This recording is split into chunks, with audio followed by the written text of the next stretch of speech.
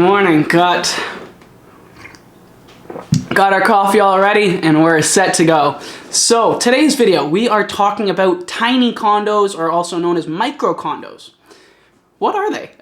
You might have seen them pop up here and again on the news lately, but you might not know what a micro or a tiny condo is. And it's basically just a regular unit that has less than 500 square feet of living space.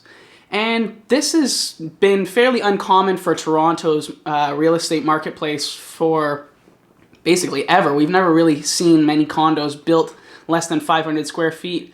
But in other international cities like New York, Tokyo, London, Hong Kong, these have been a staple of their real estate market for years. In fact, Gizmodo did a really cool video about 5 years ago where they looked at a Manhattan apartment that I think was around 300 square feet or so. But it was really interesting because they were able to have all these different shifting rooms. So it was a very tiny space, but they were able to make multiple rooms, have privacy, have full dining tables.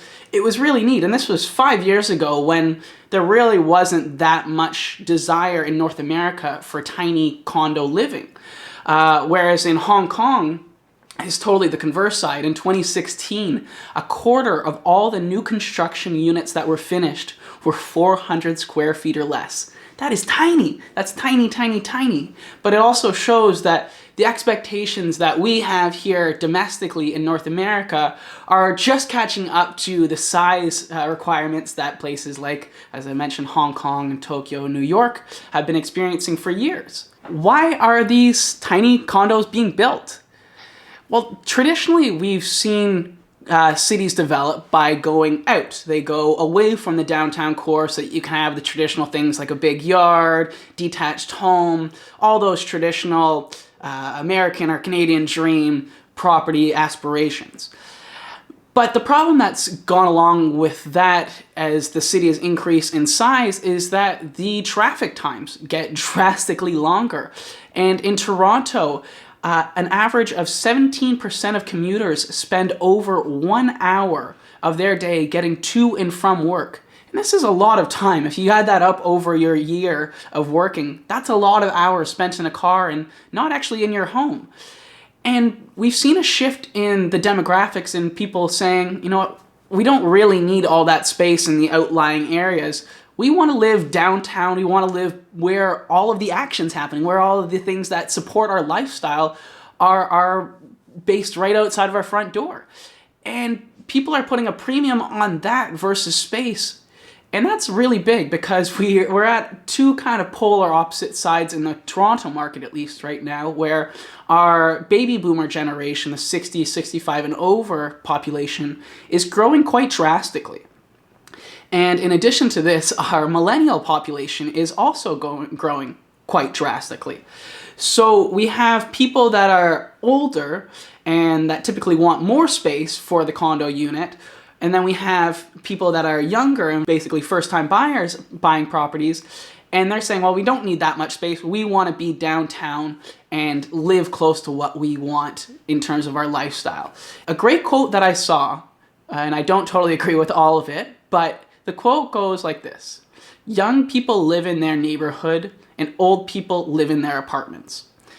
And I'm sure that's not going to be totally true for everyone, but generally you see a lot more young people out in downtown. And while we've seen a growth of about 15 to 20% in the average condo price over the past couple of years, this has forced a lot of first-time buyers to choose smaller units than they would have maybe 2 or 3 years ago, just purely because their budget doesn't allow for them to get that bigger size unit. An interesting stat that I was able to find was that in 2007, the average condo size was 892 square feet. And if we were to jump ahead to 2015, that same average condo size is now 789 square feet. So we're over 100 square feet less than we were 10 years ago almost. And that comes into play when, you know, we average that out. That's quite a significant drop in going towards smaller sized units. So how do these micro condos actually work? It might seem like with less than 500 square feet, you can't do anything, but a lot of them actually function just like regular condo units if they're laid out well and they have a good use of the square footage. So how do you do this? How do you make less than 500 square feet work when you got your kitchen, your bathroom, your bedroom all in the same room? Well, it's not easy, but if you take the time to make investments into things like smart furniture, smart storage, smart appliances that kind of utilize the most of the space that you have, you're going to be able to use that property just like any other home. You're just going to have to kind of embrace what's known as modular living. And this is a fairly new thing that's come out in the past 5-10 years, where you don't just have a set living room or a set dining room or a set whatever. Your rooms can change as they need to. So if you're just at home and you don't want to worry about it, you keep it as your bedroom. But if you want to have friends over, you can transform, put your bed away, and make it into a big living room that accentuates your kitchen. And there's really cool ways to do this with a lot of the inventions that have been coming up lately. Things like Murphy beds that go over your sofa. So you have a sofa situated just regularly, and it looks like a cabinet behind. But you pull down on this shelf, and your bed comes right over the sofa, so you don't need to unpack it or anything. You undo 2 straps from your bed, and voila, you've got your bed where your living room was. And this is really cool.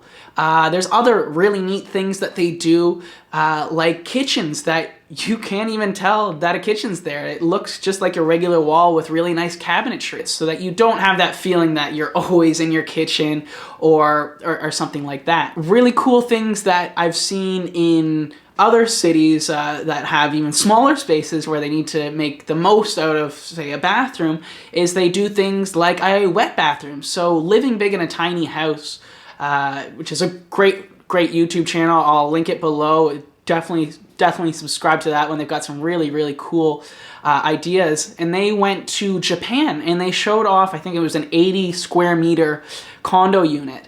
And they utilized a wet bathroom. And this means that everything in the bathroom can get drenched. So you just hop into the room, you start showering, and everything in there can get wet. The walls, everything.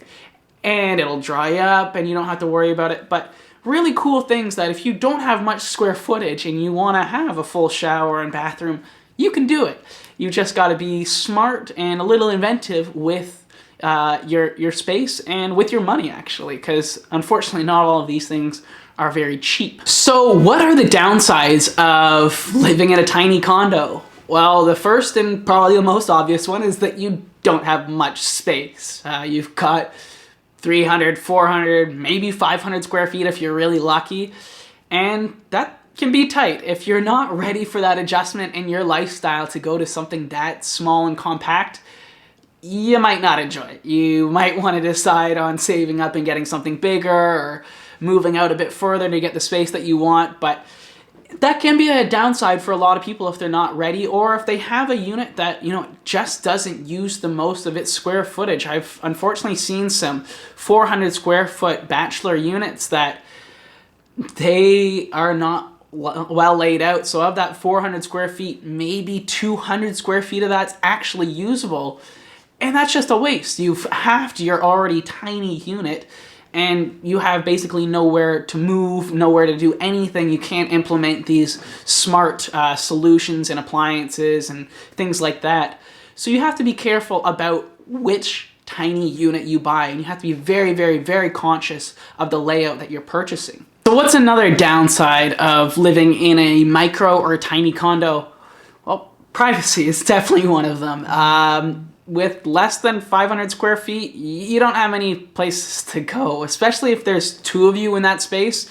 It can get quite tight. Other issues, if people come over and you don't have one of these kind of modular style Murphy beds or a bed that can hide away, people are going to be sitting on your bed and kind of going right through your bedroom. So you want to make sure that everything's put away, but again, not much privacy when you've only got one room to house guests or even just 2 people in it. Another downside of these tiny or micro condos is the availability of them.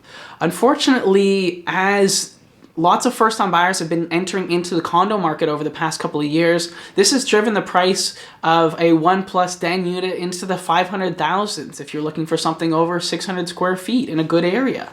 And this is just unattainable for a lot of first-time buyers, so they're being forced into these smaller units. But the problem is that we just don't have the inventory of them. New construction projects that were sold 3 or 5 years ago aren't going to reflect the current needs of our market now.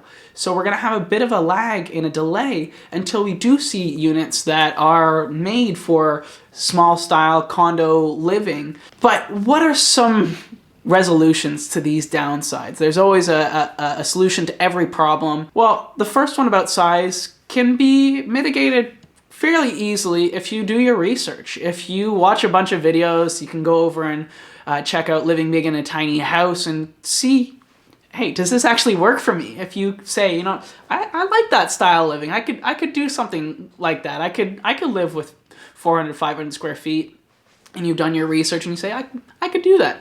That helps that first part of the issue. And if you have things like, oh, I don't know about storage space, or I have a lot of stuff. I have a lot of stuff and I can't fit it into this tiny condo.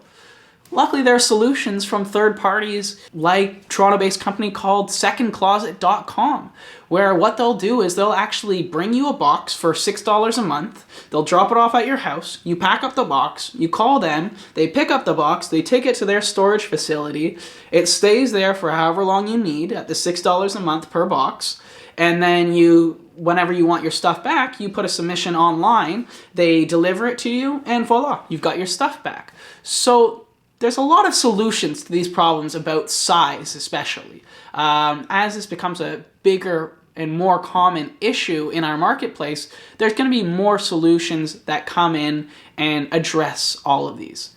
But the big thing that you have to do to make sure that your size is okay is choose a layout that is extremely efficient and doesn't waste any space. You need to make sure that you're choosing the right size and right layout for your lifestyle in this tiny condo or micro condo. And how do you address the privacy issue? How do you do that? That is quite tough. Can be, again, mitigated if you just ask yourself a couple of pretty truthful questions. Do you actually entertain that much? If you have people over twice a year, the privacy issue on that respect is not really going to affect you that much. You can figure it out for those 2 days in the year, but if you are someone that's constantly having people over, you might want to invest in a solution kind of like that New York condo that I showed earlier from the Gizmodo video, where they have expanding dining tables, transforming walls, things that allow you to have a separation of space in that 300 or 400 or 500 square feet. And how do you solve the availability issue? And this is probably the hardest one to kind of give an answer on. But the best way to get into the tiny condo market is new construction. As I was mentioning earlier, the builders are the ones that are going to be kind of listening to what the market is dictating and indicating that buyers want in this current day and age. So that's a quick breakdown on what a tiny or micro condo is. I hope that gave you a little bit of insight. And if you have any more questions or concerns about what is a tiny or micro condo, feel free to leave it in the comment section below. Be sure to subscribe for our upcoming videos. We've got another one coming later this week and 2 every week thereafter. I'm heading off to Florida, so we're going to have an interesting one from Cape Canaveral for the Falcon Heavy launch, which should be pretty cool. So stay tuned, and I'll see you then.